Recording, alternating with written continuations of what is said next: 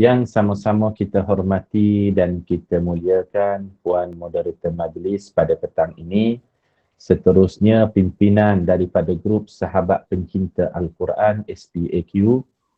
Kemudian para alim ulama, pemimpin-pemimpin masyarakat, para habaib, muslimin, muslimat, hadirin, hadirat, para pencinta ilmu, para pelayar program kita pada petang ini, tak kira dari mana sekalipun kita bersiaran, insya-Allah kita semua termasuk dalam kalangan hamba-hamba Allah yang dimuliakan di sisinya. Amin ya rabbal alamin.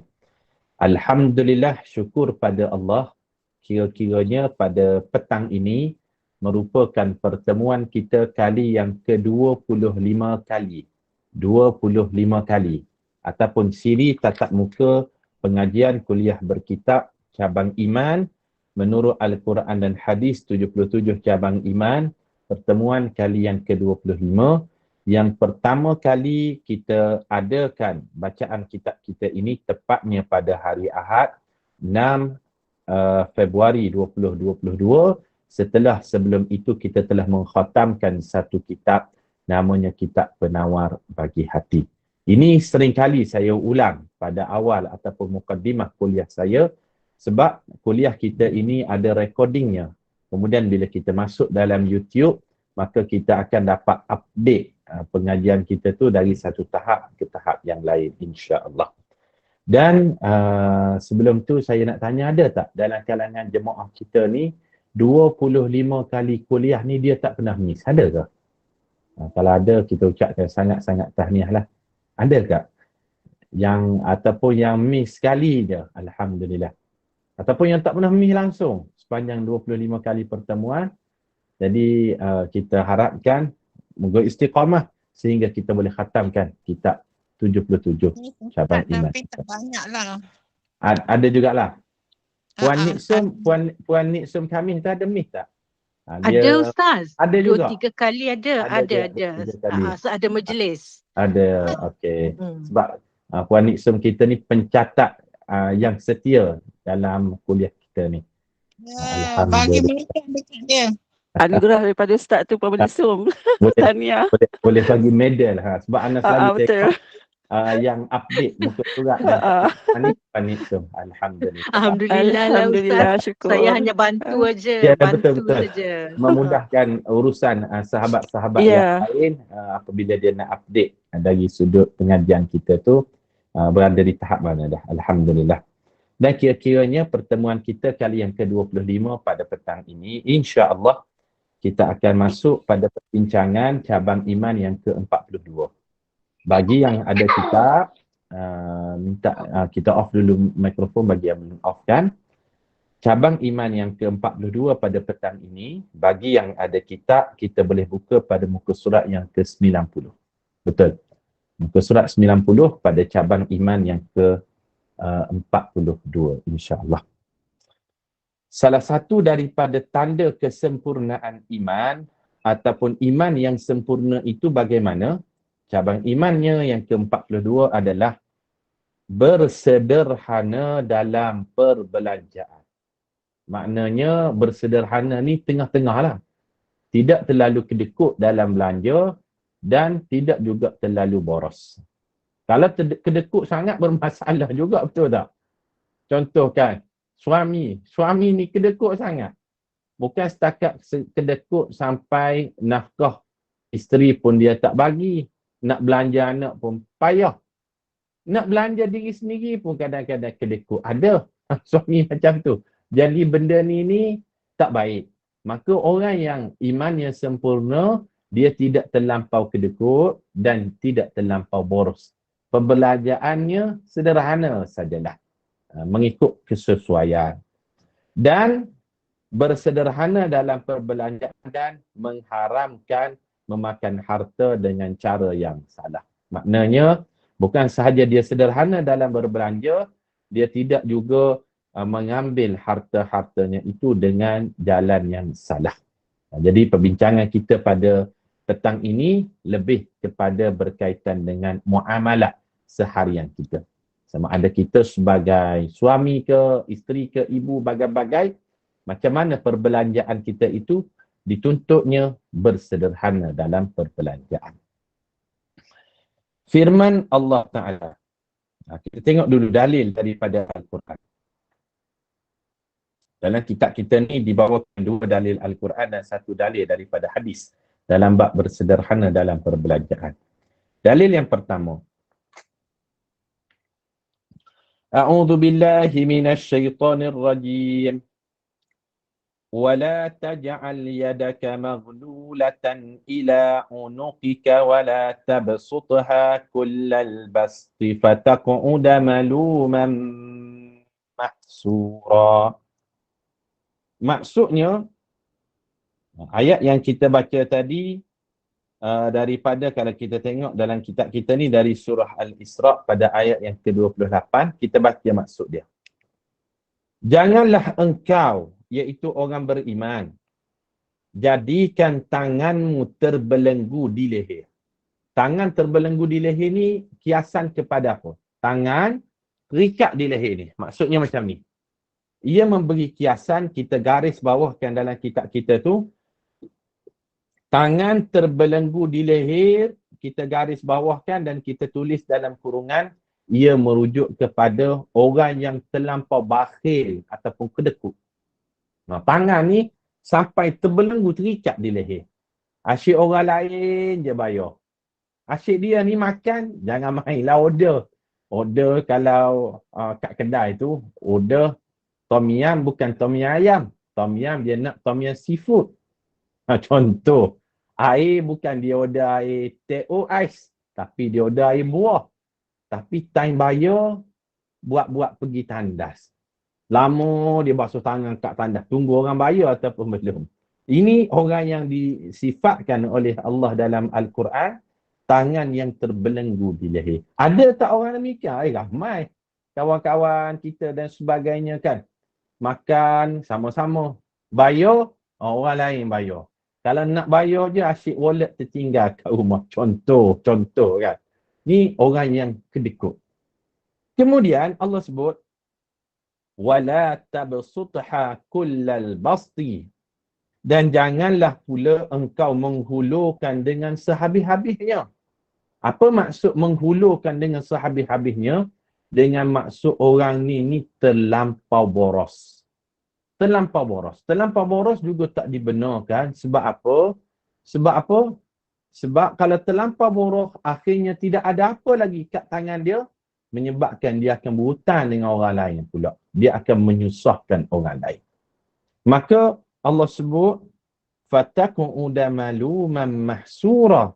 Akibatnya akan tinggallah engkau dalam keadaan tercela dan menyesal. Allah sebut, bila awak terlampau boros sehingga orang biasanya habis bulan, habis gaji.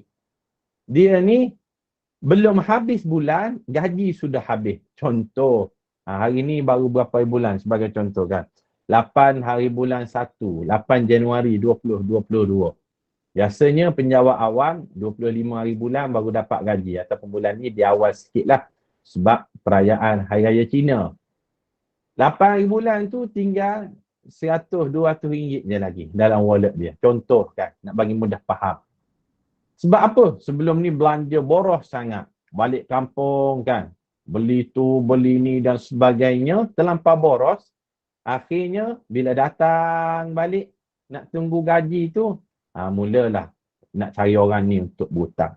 Mulalah nak cari orang ni nak pinjam duit dan sebagainya. Kalau pinjam, bayar on time, tak apa. Ni pinjam, buat-buat hilang ingatan. Contoh ramai macam tu. Time nak berhutang, cepat dia ingat orang tu. Time nak membayar, lupa tarikh yang dijanjikan. Maka itulah yang Allah sifatkan, fataqu'uda maluman mahsura. Kalau awak terlampau boros, menyebabkan awak akan menyesal dan tercela. Tercela ni sebab apa? Awak akan minta hutang dengan orang lain, bila time membayarnya, awak tak bayar pada tarikh dijanjikan, maka orang akan bercakap-cakap tentang awak. Ini realiti. Maknanya di dalam Al-Quran ni, bukan hanya menceritakan tentang solat, tentang haji, tentang zakat dan sebagainya. tapi menceritakan juga tentang pengurusan kewangan. Maknanya Islam ni agama yang lengkap sehingga dalam bab pengurusan kewangan pun diadakan ayat tentang perkara tersebut secara khusus. Allah ajar, jangan kedekut. Kalau awak kedekut sangat, masalah juga. Kedekut nak beli barang untuk isteri pun kedekut, nak beli makanan untuk anak pun kedekut, nak beli pamper anak kedekut, nak beli susu anak pun kedekut. Nak beli susu anak, duit ada, kalau tak ada duit itu lain cerita lah. Ada kan, contoh kan, suami ni duit ada, barang nak beli untuk renovate tu, nak beli upgrade motor ada, tapi bila time nak beli susu anak, dia kata guna air Milo je lah. Contoh bagi susu kat anak, guna Milo dia kata. Ataupun guna susu pekat je lah. Tapi nak beli barang lain boleh. Ini kedekut sangat akan membinasakan keluarga. Boros sangat menyebabkan dia akan tinggal tercela. Maka dalam Islam bersederhana. Tidak terlalu boros, tidak terlalu kedekut. Tidak terlalu laju, tidak terlalu perlahan di dalam bab kewangan ini. Ini dia ajarkan. Faham tuan-tuan? Ayat yang pertama ni. Kadang-kadang kita tengok kan, ada orang boros dia tu luar biasa. Kalau depan orang lain ni, dengan orang lain dia boros. Ini ramai juga kita jumpa ni. Dengan orang lain yang tak ada hubungan kekeluargaan dengan dia ni, boros dia tu lain macam. Asyik dia je nak bayar. Asyik dia je nak belanja. Asyik dia je nak pergi kaunter. Tapi dengan isteri kedekut. Dengan anak kedekut. Mak ayah tak pernah bagi. Ada orang. Dengan orang lain belanja cepat je. Dengan mak ayah. Sekupang sebulan pun tak bagi. Maka ini perkara yang tak diajarkan dalam agama. Sebab dari sudut susunan keutamaan ataupun aulawiyat untuk kita berbelanja selepas daripada isteri dan anak-anak, maka keutamaan setelah itu adalah ibu bapa dan ahli kerabat. Ibu bapa dan ahli kerabat. Yang lain tu datang susunan yang kemudian. Ini masalah yang sering kali berlaku dalam kalangan masyarakat. Jadi kita ambil peluang bila kita bincangkan ayat ini untuk kita menegur. Nak buat baik pada orang lain, bagus. Tapi pastikan kepada anak isteri di rumah, kita tunaikan haknya.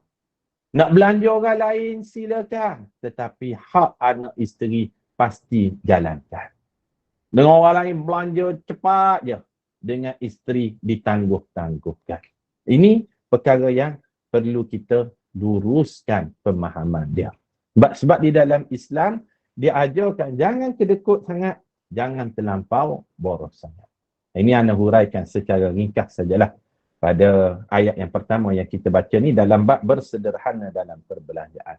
Jelas ke tuan-tuan, puan-puan sekalian? Faham tak perbincangan kita ni?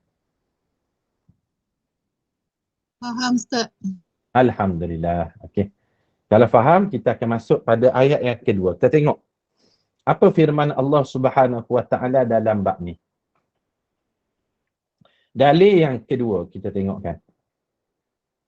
Firman Allah Ta'ala, A'udzu billahi minasy syaithanir rajim.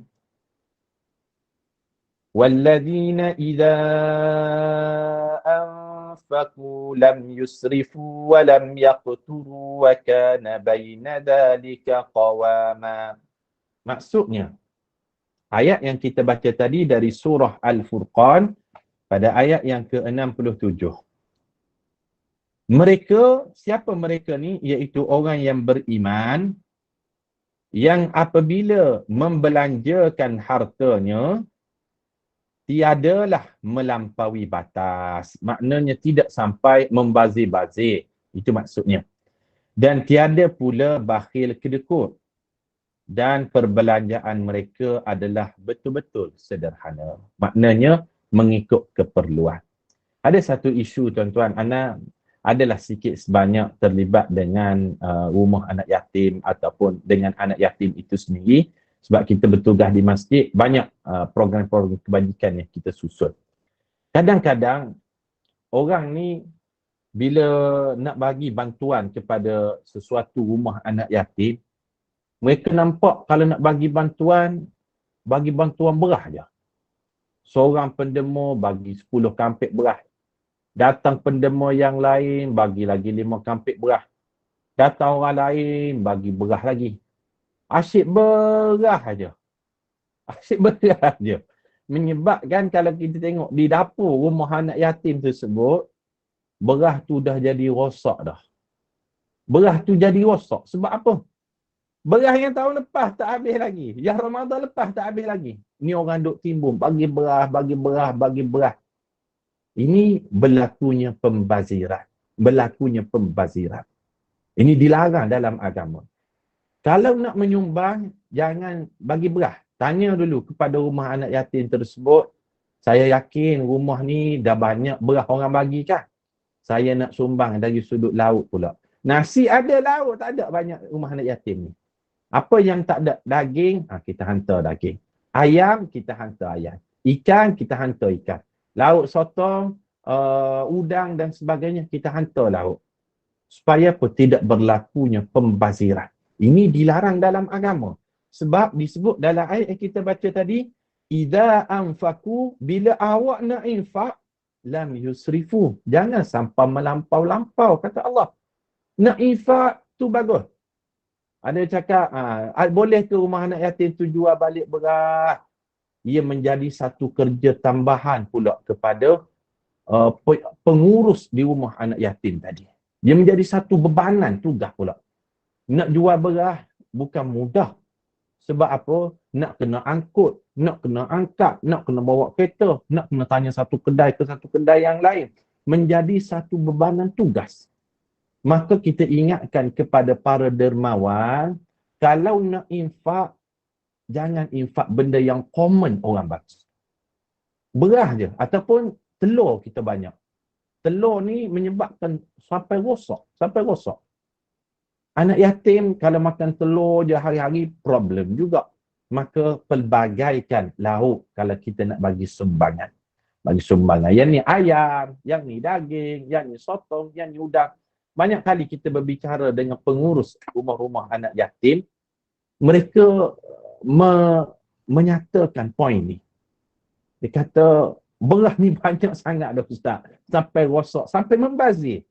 Maka kita ingatkan kepada sesiapa nak menginfak di rumah anak yatim, maka kita cari kaedah supaya yang penting kalau senang lagi bagi duit je senang. Itu yang terbaiknya, bagi duit. Tapi ada orang kalau kata bagi duit ni nampak mudah sangat Ustaz nak bagi macam tu je.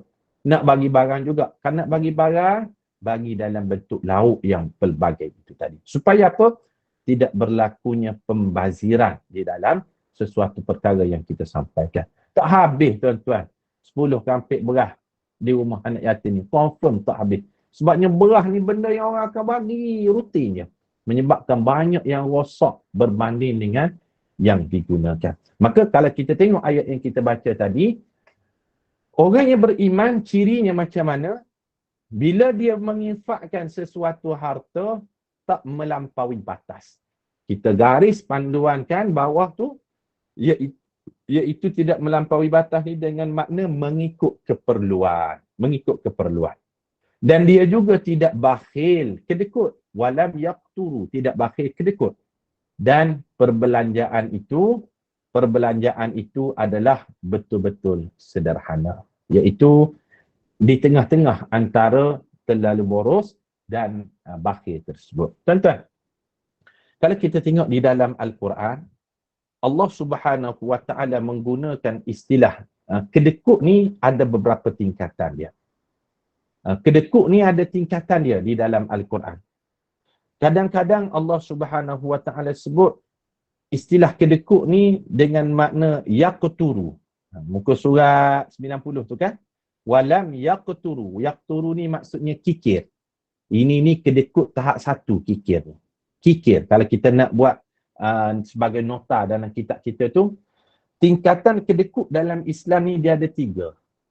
Yang pertama kikir. Kikir, K-I-K-I-R, kikir. Ini ni kedekut yang biasa-biasa sajalah.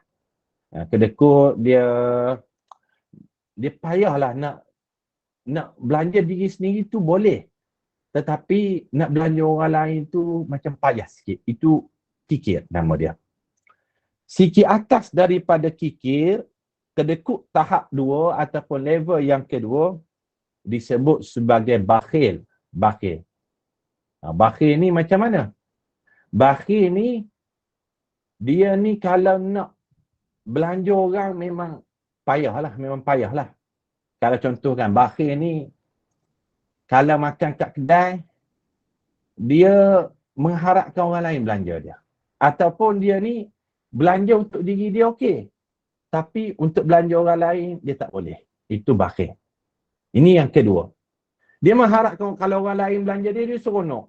Tapi kalau orang, dia nak belanja orang, dia payah.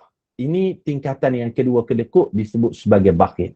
Dalam Al-Quran, Allah gunakan istilah bakhil ni, وَمَنْ يَبْخَلْ فَإِنَّمَا يَبْخَلُ عَنْ نَفْسِهِ. Sesiapa yang bakhil, maka kebakhilan itu akan kembali kepada dirinya pula. Ini istilah yang kedua, level kedekut tahap 2 namanya bakhil. Tapi ada level kedekut level 3. Level 3 ni macam mana? Ini kedekut betul ni. Istilah yang digunakan dalam Al-Quran, level kedekut yang paling tinggi digunakan dengan istilah syuh. Syuh. Kalau di dalam Al-Quran, perkataan syuh ni shin ha. Shin ha. Ataupun kalau kita nak tulis dalam bahasa Melayu, S-H-U-H. S-H-U-H. Syuh. Level kedekut yang paling besar, paling tinggi. Contoh kan, orang yang level syuh ni macam mana? Kalau pergi kedai mamak kan, itu ajaran macam ditulis oleh Puan Intan Al-Jafri, syuh. Ini level yang paling kedekut lah. Kalau dia pergi kedai mamak, contoh kan. Dia pergi kedai mamak ni tumpang naik kereta member. Bila sampai kat kedai, order makanan tu, menu makanan dia yang pegang. Oh, dia kata dia nak makan naan cheese, mozzarella, extra cheese contohnya dia order. Gulai kari kambing. Air pula, air apple susu, air buah dia order. Kawan lain order sekian.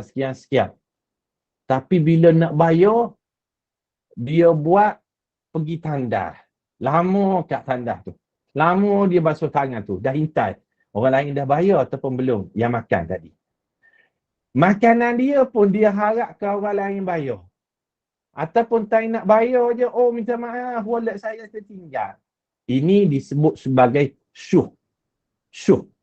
Kalau siapa-siapa dapat gelaran Haji Bakhil tu, itu okey lagi. Tapi kalau dapat gelaran Haji Syuh, ini memang problem betul. Memang problem. Ini level tingkatan kedekut yang digunakan bahasanya oleh Allah dalam Al-Quran. Yang pertama tadi kikir, kita jumpa pada surah Al-Furqan tadi. Walam yaqturu. Yaqturu tu kikir. Iaitu orang yang kedekut level 1. Dia ni, dia macam payah sikit nak belanja orang. Tapi kadang-kadang dia belanja lah juga. Itu kedekut. Kalau bakhil ni, orang lain tu memang dia tak belanja lah. Dia mengharapkan orang lain belanja untuk dia. Tapi kalau tak, dia hanya bayar untuk diri dia sendiri je. Itu bakhil. Tapi kalau syuh, dia makan. Order macam-macam. Tumpang kereta orang. Order air buah. Tom yum pula, tom yum seafood. Tapi time bayar, buat basuh tangan lama kat tandas. Ini disebut sebagai syuh. Siapa-siapa dapat gelaran Haji Syuh, ini masalah ni. Dia ambil kesempatan di atas kebaikan orang lain.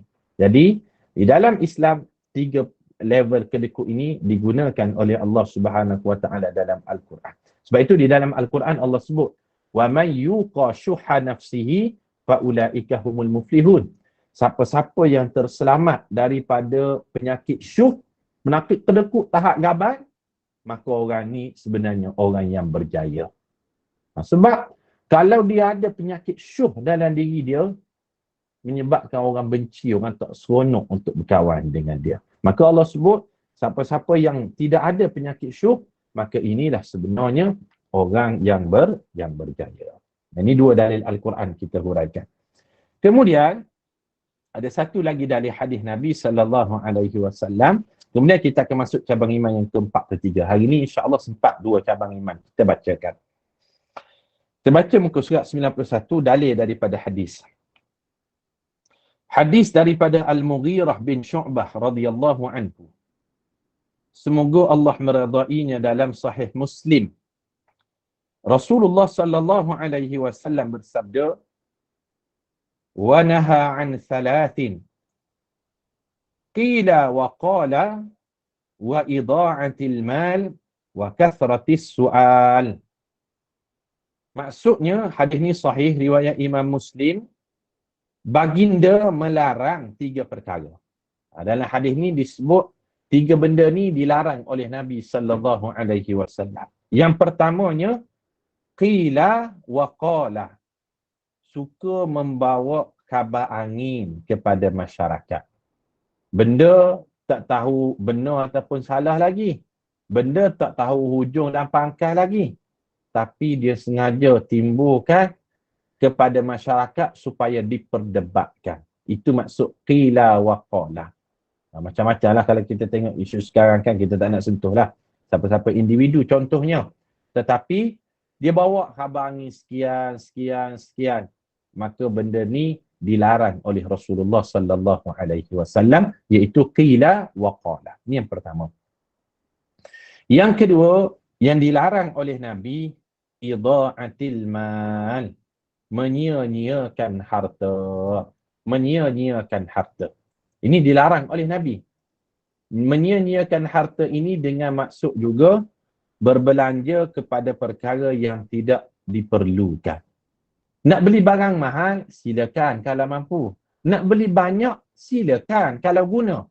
Yang menjadi persoalannya, perkara yang tak digunakan, dibeli dengan tujuan untuk mempamer-pamerkan, itu dan termasuk daripada menyia-nyiakan harta. Ini yang kedua. Dan yang ketiga yang dilarang Nabi di dalam hadis ni, wa kathratis su'al. Banyak bertanya. Banyak bertanya juga dilarang Nabi. Jangan pula lepas kita baca hadis ni, tak ada pula soalan. Semua takut nak tanya. Sebab apa tak ada soalan ni? Sebab Nabi larang bertanya. Kita tulis dalam kurungan, yang Rasulullah larang bertanya itu, banyak bertanya yang dilarang itu, pertanyaan yang tidak menambahkan iman dan amal. Ataupun dengan kata lain, pertanyaan yang tak melibatkan ilmu. Tak melibatkan ilmu. Macam-macam lah pertanyaan yang tak melibatkan ilmu ni. Kadang-kadang dia tanya tu hanya semata-mata nak test ustaz je. Ustaz tahu tak ni jawapan ni. Jadi dia tanya soalan pelik-pelik. Supaya apa? Dia nak test sajalah. Ada kan dulu anda teringat. Ada orang cerita, seorang murid ni, dia tanya satu soalan kepada ustaz dalam majlis ilmu. Soalan macam ni dilarang. Soalan untuk mengetes.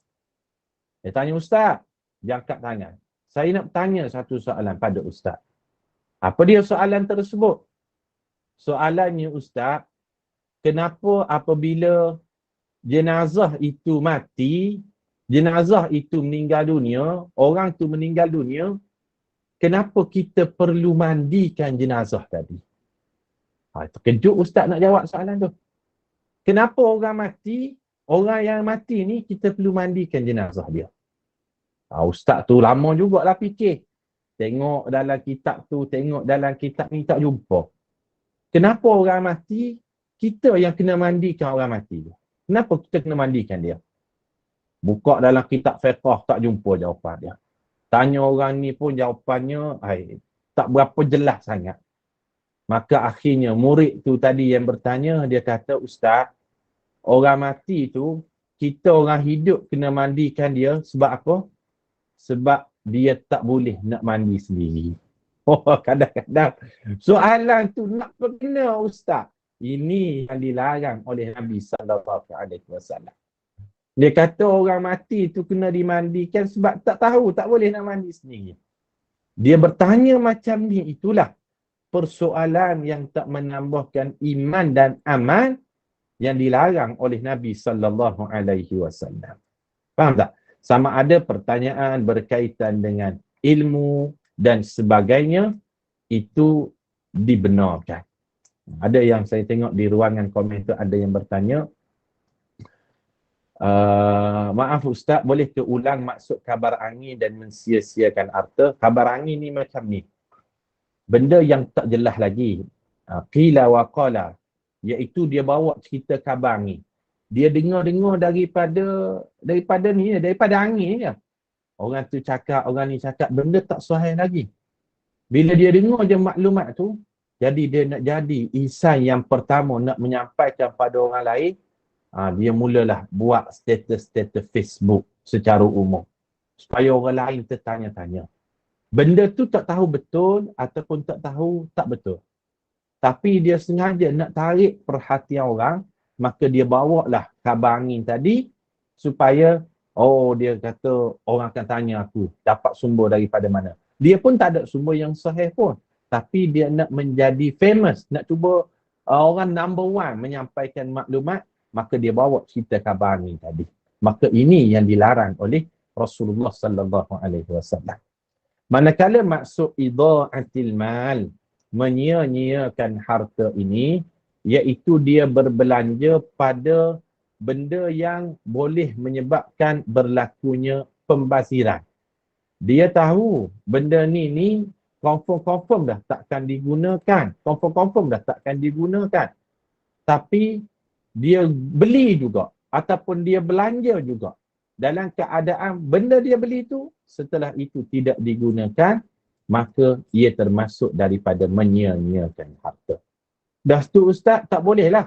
Kalau nak beli banyak kereta dan sebagainya, sekiranya kita guna, boleh dibenarkan. Itu dibenarkan. Contohnya kita ada 5 buah kereta. Ada satu kereta buat pergi kuliah, satu kereta buat perjalanan jauh, satu kereta buat pergi pasar, gila-gila, itu tak dibenarkan. Kalau dibenarkan, kalau kita mampu, silakan. Yang menyia-nyiakan harta ni berbelanja kepada barang yang bukan digunakan. Itu yang tidak dibenarkan. Kalau betul kaya, bukti kaya bukan dengan berbelanja kepada barang yang tidak perlu. Bukti kaya adalah dengan kita menaja pendidikan. Bukti kaya kita berbelanja pada anak yatim. Bukti kaya kita menyumbang kepada pembinaan masjid dan surau dan sebagainya. Itu tanda seseorang itu kaya yang sebenar. Alhamdulillah, selesai cabang iman yang ke-42. Ada waktu lagi ni kita masuk cabang iman yang ke-43 insya-Allah. Setakat ni jelas tuan-tuan, puan-puan, pada perbincangan cabang iman yang ke-42, bersederhana dalam berbelanja. InsyaAllah, moga-moga kita boleh praktikkan dalam kehidupan kita, beli perkara yang perlu sahaja, insya-Allah. Cabang iman yang ke-43. Muka surat 91, tidak menipu, hasad dengki dan seumpama dengannya. Tak menipu ataupun hasad dengki dan seumpama dengannya. Hasad dengki ni apa Ustaz? Kita tulis sikit maksud hasad dengki. Karahiyatun ni'mah ala mun'ami alaih. Maksud hasad dengki ialah mengharapkan nikmat yang ada pada orang lain tu hilang. Itu maksud hasad dengki. Kalau kita dengar kawan tu sekian-sekian, sakit hati saya Ustaz. Tengok jiran saya naik kereta baru contohnya. Ini tak dibenarkan. Sakit hati saya Ustaz. Tengok jiran saya pakai gelang emas baru. Contoh. Ini tak dibenarkan. Maksud hasad dengki mengharapkan nikmat itu hilang pada diri seseorang. Sebab itu tuan-tuan, kalau kita tengok ada 2 dalil daripada Al-Quran ni dan 2 dalil daripada hadis. Kita tengok insya-Allah. Dalil yang pertama, firman Allah Ta'ala. A'udzu billahi minasyaitonir rajim. Wa min syarri hasidin idza hasad. Maksudnya, dan aku mohon berlindung dari kejahatan orang yang dengki apabila ia melakukan berdengki. Surah Al-Falaq ayat yang kelima. Salah satu perkara yang kita mohon berlindung dengan Allah, kita mohon berlindung daripada orang yang berdengki dengan kita. Kita mohon berlindung daripada orang yang dengki dengan kita. Rambut sama hitam, tapi hati kita tak tahu macam mana kan. Bila dia dengki macam-macam dia boleh buat. Sebab itu tuan-tuan, secara ringkasnya anak-anak sebut pada petang ni, ada beberapa perkara lah kita tidak digalakkan untuk tonjolkan pada umum, pada orang lain sekiranya tidak ada keperluan. Ada beberapa perkara yang kita tak digalakkan untuk hebahkan, untuk tonjolkan, untuk bagi tahu pada orang lain. Tujuannya apa? Nak mengelakkan perasaan dengki orang lain pada kita. Yang pertama, perkara yang jangan kita terlalu tonjolkan. Garis bawahkan perkataan, jangan terlalu tonjolkan jika tidak ada keperluan. Kalau ada keperluan tu lain ceritalah.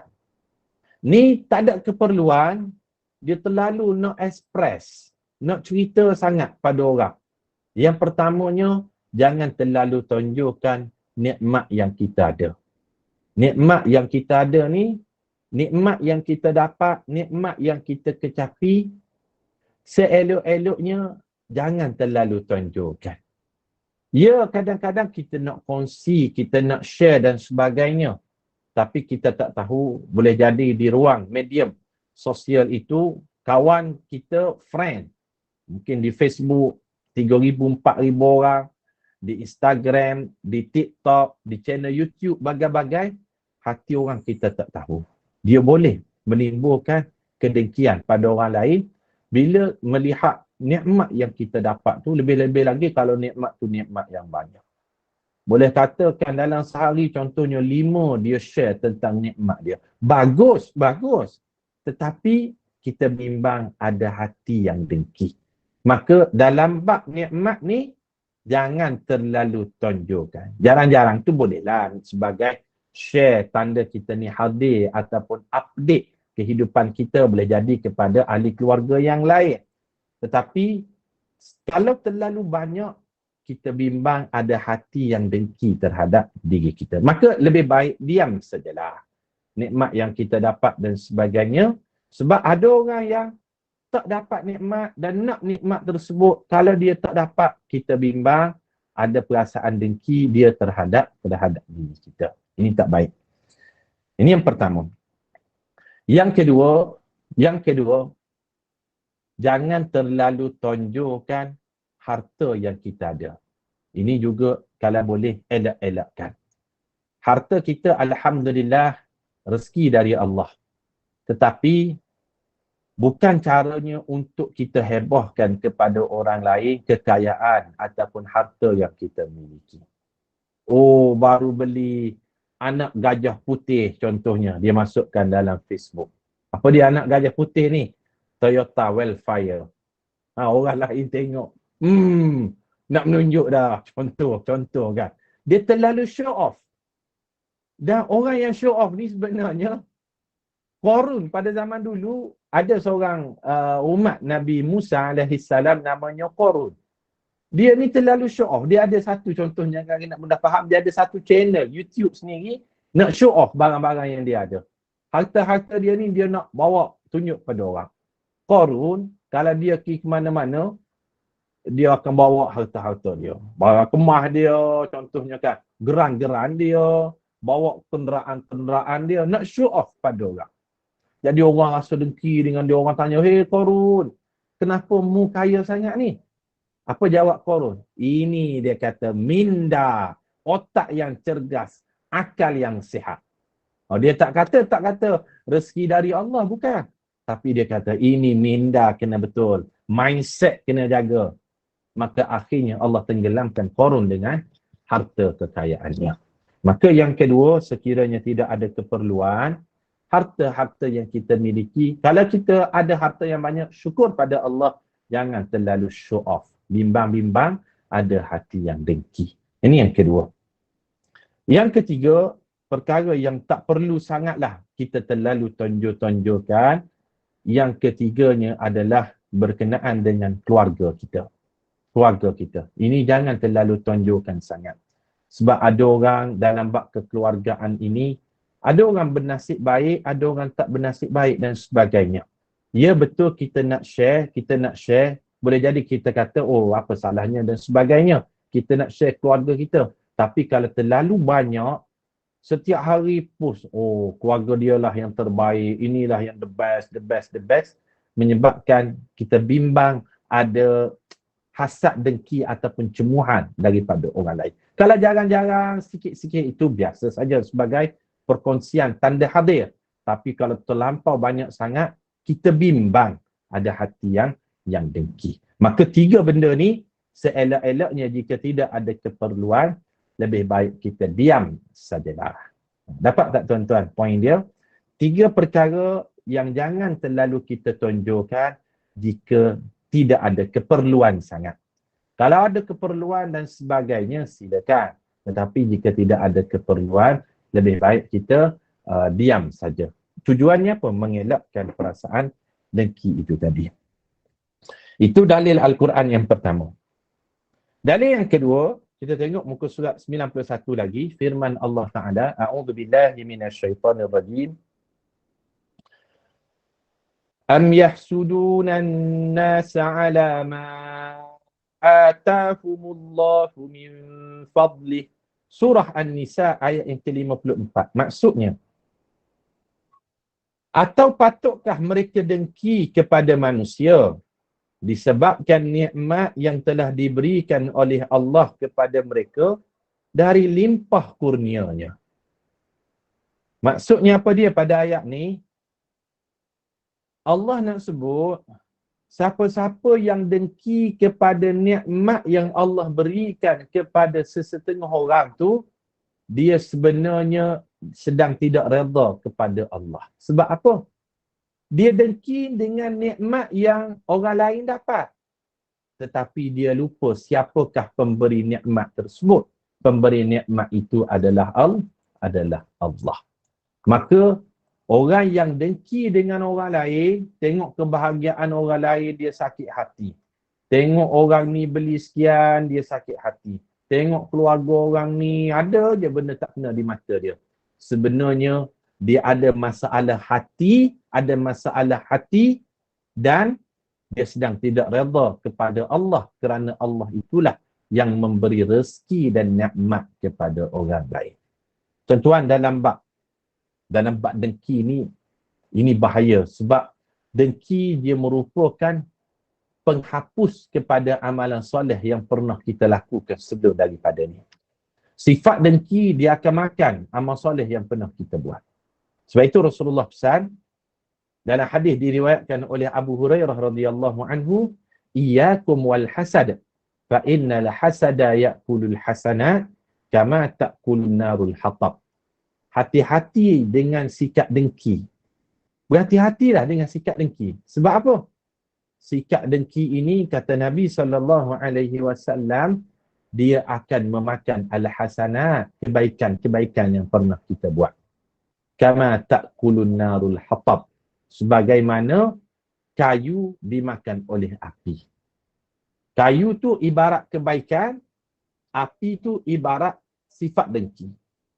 Sebagaimana api cepat memakan kayu, menghanguskan kayu, begitulah sikap dengki akan menghapuskan amal-amal soleh.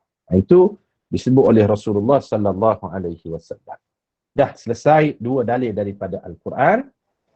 Kita tengok muka surat 92. Dalil daripada hadis Nabi sallallahu alaihi wasallam. Hadis daripada Anas. Anas di sini kita tulis dalam kitab kita merujuk kepada Anas bin Malik radhiyallahu anhu dalam Sahih Muslim. Maknanya hadis ni hadis yang sahih. Kata Nabi sallallahu alaihi wasallam, "Wala tahasadu, wala tabaghadu, wala taqata'u, wa kunu ibadallahi ikhwana."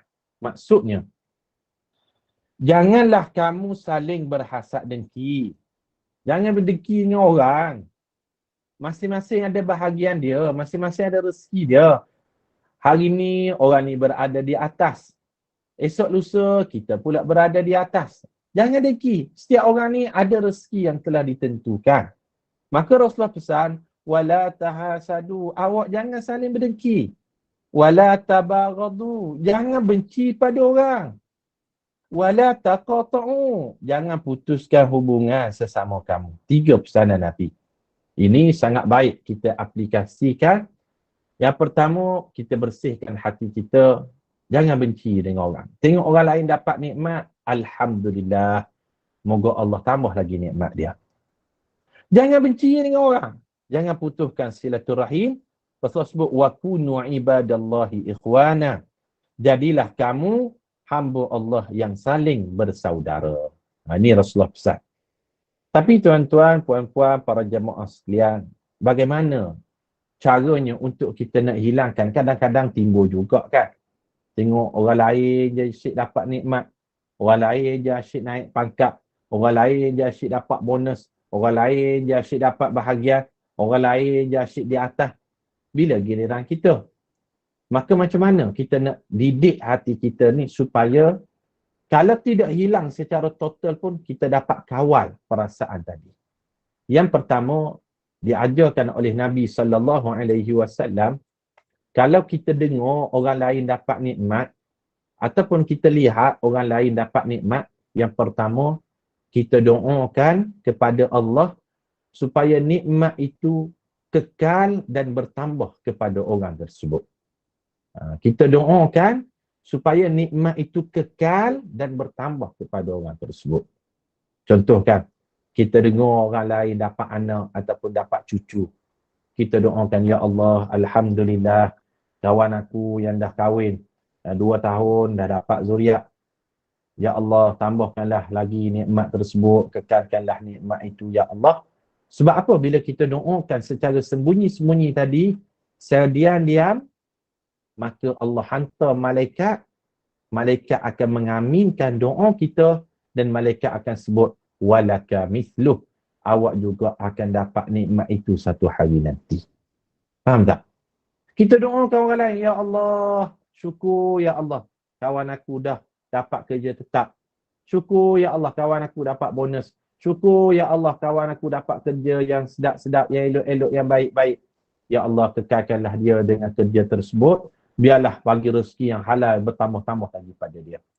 Terus Allah hantar malaikat, malaikat kata amin, dan malaikat sebut walaka mithluh, awak juga akan dapat rezeki yang sama satu hari nanti.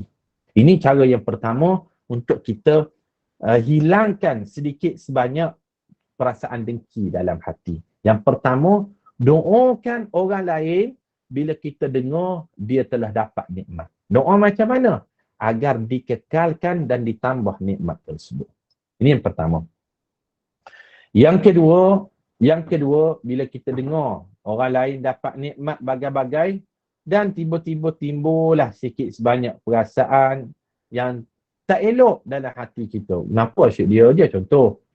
Maka kita kena faham bahawasanya nikmat itu datang dari Allah.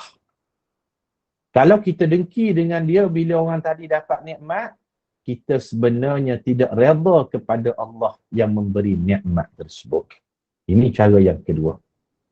Kita timbulkan dalam hati kita, wahai Allah, kalau aku dengki dengan dia ni, sebenarnya aku tidak redha pada kamu. Sebab apa? Nikmat ni datang daripada kamu. Kamu yang beri nikmat. Kalau aku tak redha, aku sebenarnya tidak redha kepada pemberi nikmat. Ini yang kedua. Dan yang ketiga, tanamkan dalam hati, bila ada datang perasaan dengki tadi, tanamkan dalam hati kita, wahai Allah, kalau aku berdengki, nescaya habislah amalan-amalan soleh yang pernah aku lakukan sebelum daripada ni. Sebagaimana hadis yang kita baca awal tadi, dengki ni ibarat api yang membakar kayu. Kayu itu amal soleh, api itu adalah dengki. Ini 3 cara yang boleh kita lakukan dan kita praktikkan bila timbul perasaan yang tak baik tadi, bila dengar orang lain dapat nikmat. Last sekali hadis yang kita nak bacakan pada cabang iman yang ke-43 ini, hadis riwayat Anas bin Malik, muka surat 92 dalam Sahih Bukhari. Kata Nabi sallallahu alaihi wasallam, "La tabaghadu wa la tahasadu wa la tadabaru wa kunu ibadallahi ikhwana wa la yahillu li muslimin an yahjura akahu fawqa 3 layalin yaltaqiyani yasuddu hadha wa yasuddu hadha wa khairuhuma alladhi yabda'u bis salam." Apa maksudnya? Kata Nabi SAW, janganlah saling benci, janganlah berhasad dengki, janganlah berpaling muka sesama kamu. 3 dipesan Nabi. Jadilah hamba Allah yang bersaudara. Tidak halal. Bila disebut tidak halal ni maknanya haram lah. Haram bagi seseorang Muslim memulau saudaranya lebih daripada 3 malam. Maknanya, kalau nak bergaduh pun, tak nak bercakap pun, tak nak bertegur siapa pun, jangan lebih daripada 3 malam. Jangan putus silaturahim kerana sesuatu perkara yang tak menyenangkan itu, sampai putus silaturahim lebih daripada 3 malam. Maknanya, kalau 2 malam tu kena bercakap lah. Contoh kan, contoh. Kalau dia bergaduh hari ni, hari Ahad. Hari Ahad. Hari Ahad, 1 hari. Isnin, 1 hari. Hari Selasa tu, kena ajak minum dah. Kena ajak minum dah. Hari Rabu bergaduh balik, tak apa. Sebab hari yang baru. Contoh, nak bagi mudah faham. Jangan lebih 3 hari. Kalau lebih 3 hari, ada satu hadis yang menyebut, la yadkhulunal jannata qatta'. Tak masuk syurga pada peringkat yang awal, orang yang dahulunya mula-mula memutuskan silaturahim. Jadi kalau nak bermasa muka pun, jangan lebih daripada 3 hari. Itu disebut dalam hadis ni. Kedua-duanya bertemu namun masing-masing berpaling, dan yang terbaik daripada mereka ialah orang yang memulakan salam. Dia nak mempraktikkan hadis ni memerlu kepada jiwa yang besar lah, ataupun sifat pemaaf yang luar biasa. Kadang-kadang payah juga orang buat zalim pada kita dan sebagainya, orang fitnah kita, orang tuduh kita macam-macam. Tapi kadang-kadang untuk kita nak mulakan salam pada orang macam ni, dia memerlukan satu jiwa yang besar ataupun satu sifat pemaaf yang luar biasa. Siapa yang mampu melakukan demikian, maka orang ni dia beri keistimewaan kelak, ada satu pintu syurga untuknya, iaitu babul af.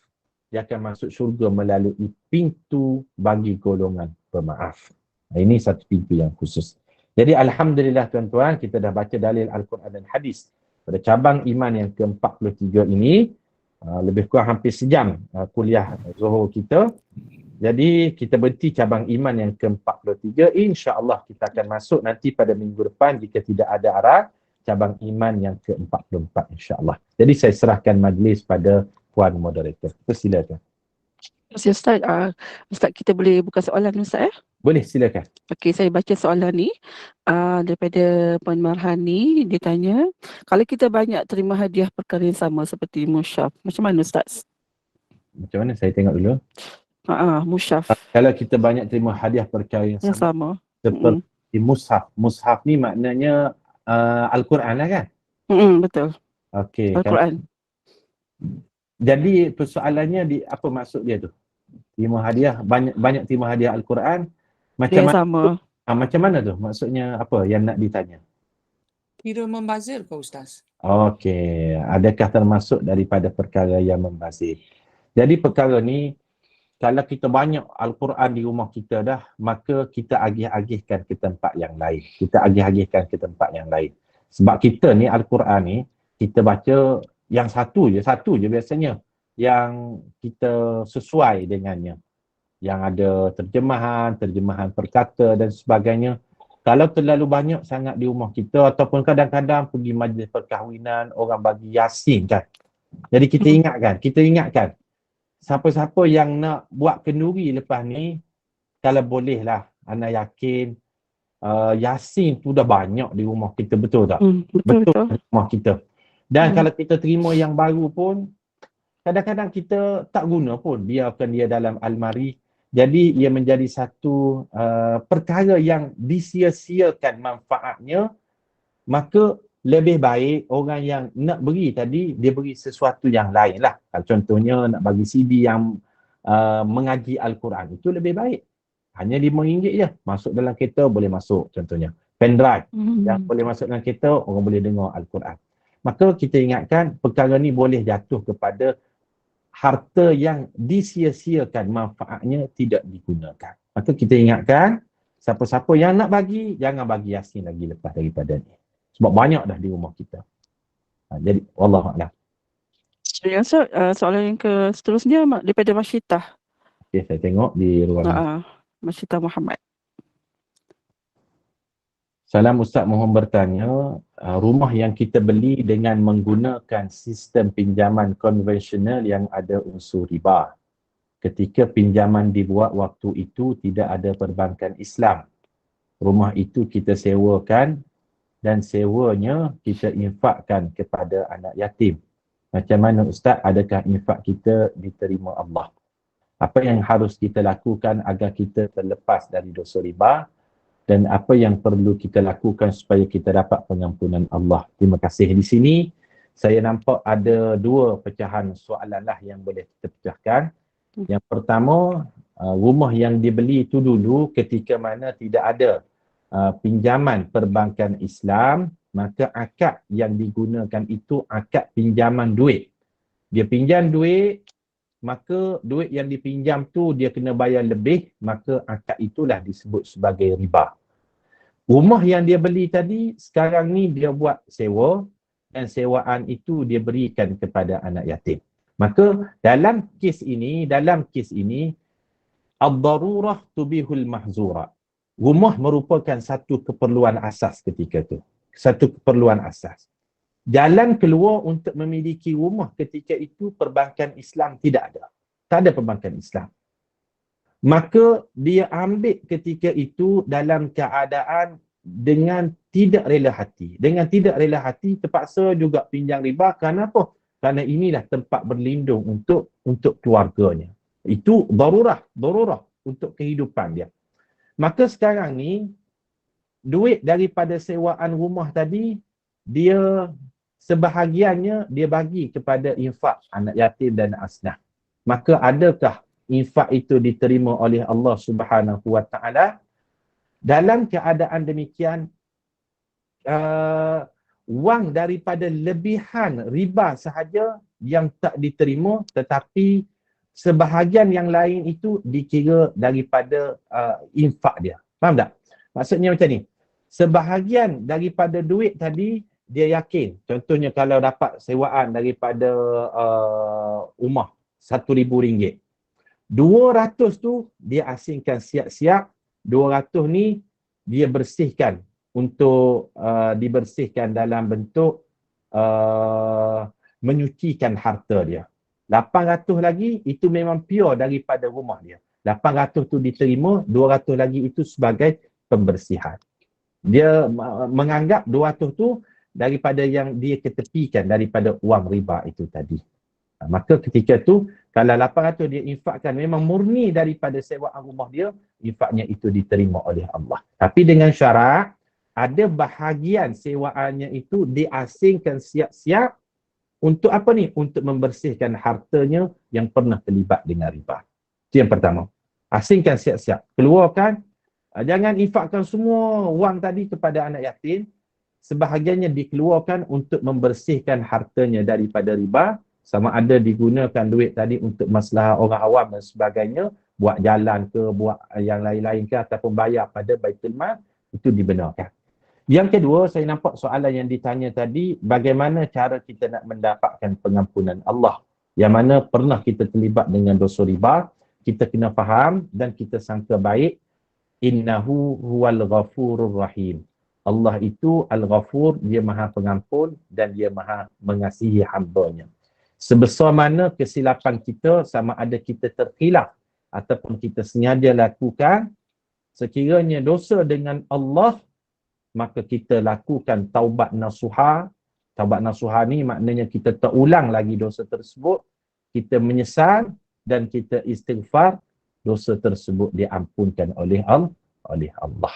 Dualah jalan keluar dia. Yang pertama, duit tadi daripada sewaan ribanya, asingkan siap-siap sebahagiannya supaya kita bersihkan kepada baitul mal ataupun maslahah awam. Yang kedua tadi, kita taubat, dosa kita diampunkan oleh Allah jika melibatkan dosa dengan Allah. Wallahu a'lam. Seterusnya soalan pada Nik Song tu, jika kita berbaik setelah 3 hari bermusuh, selepas tu kita menjauhkan diri darinya agar tak berlaku permusuhan antara kita dengan dia, boleh ke? Itu yang dilarang tadi, seseorang yang putus silaturahim, maka dia tidak ambil peluang untuk dia bertegur sapa. Dia tak bertegur sapa selepas daripada 3 hari. Orang yang memulakan untuk memulaukan, ataupun kalau dua-dua pihak memulaukan, masing-masing putus silaturahim, kedua-duanya dianggap sebagai orang yang melakukan dosa memutuskan silaturahim. Tapi kalaulah sebelum 3 hari itu dia ambil peluang, okeylah kita bercakap dan sebagainya, kemudian masing-masing menjauhkan diri, supaya apa? Kalau bertemu akan teringat kenangan-kenangan dulu. Kalau bertemu akan ingat, oh kamu pernah buat sekian-sekian padaku.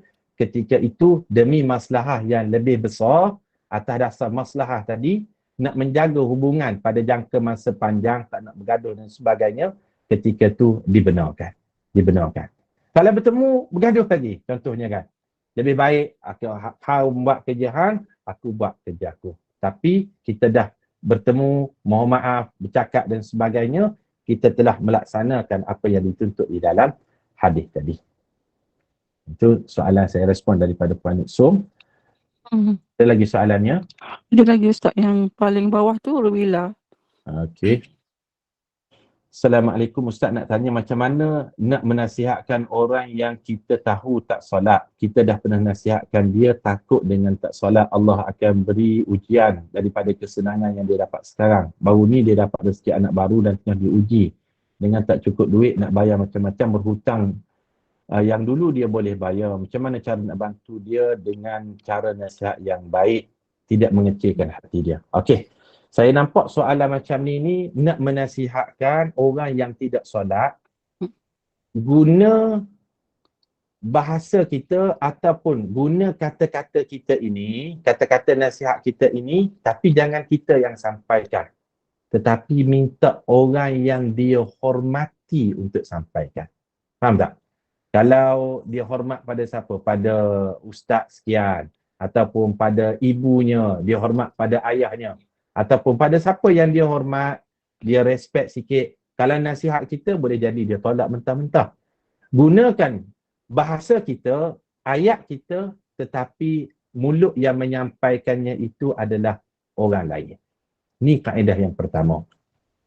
Yang kedua, kita boleh forward video-video ustaz-ustaz, para ulama yang dihormati dalam bab dosa besar meninggalkan salat.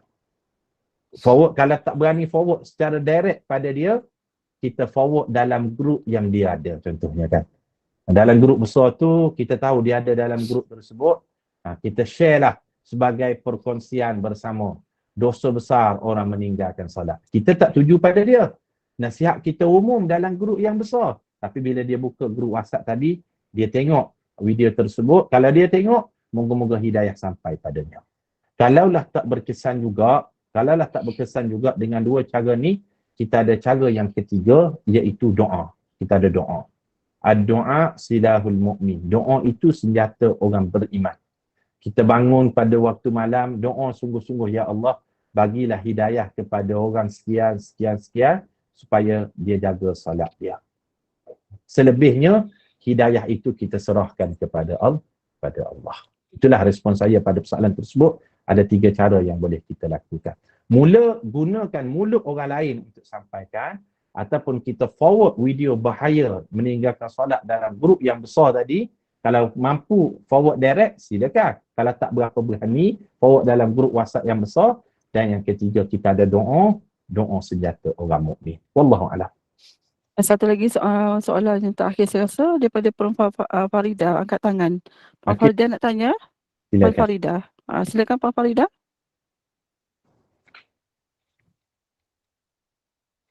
Okey, salah tekan. Minta maaf tertekan. Stres. Tertekan. Okey. Kita dah boleh tutup lah Ustaz ya? Boleh insya-Allah. Tak ada soalan dah, rasanya dah jelas dah. Okey, baik. Alhamdulillah, jazakallahu khair pada Ustaz Wan Halim di atas kesediaan mengungkap perkongsian ilmu yang cukup menarik dan pencerahan yang cukup jelas pada petang ini berkenaan dengan cabang IMA yang ke-42 dan 43 pada hari ini Ustaz ya. Dan kita akan sambung pada yang ke-43, yang ke-44. Okay, InsyaAllah. Dan saya ucapkan terima kasih kepada para jemaah yang sudi luangkan masa hingga ke akhirnya, dan yang tidak sempurna itu hanyalah yang sempurna itu hanya milik Allah Subhanahu Wa Taala, mana yang kekurangan dan tidak sempurna adalah kita, daripada kita juga. Dan insyaAllah kita akan jumpa lagi pada malam ini pada pukul 8 malam nanti, dan kita bolehlah tutup Ustaz, tangguhkan dulu majlis kita ini dengan kafaratul majlis dan surah Al-Asr. Silakan Ustaz. Bismillahirrahmanirrahim. Wal 'asr innal insana lafi khusr illa alladhina amanu wa 'amilus solihat wa tawassaw bil haqqi wa tawassaw bis sabr. Bismillahirrahmanirrahim. Subhanakallahumma wa bihamdika nashhadu an la ilaha illa anta nastaghfiruka wa natubu ilaik. Terima kasih Puan Inun dan semua pimpinan daripada SPAQ, dan kita bertemu di lain kesempatan insya-Allah pada para jemaah. Assalamualaikum warahmatullahi wabarakatuh. Waalaikumsalam. Terima kasih Ustaz. Terima kasih Puan Ainun. Terima kasih. Sama.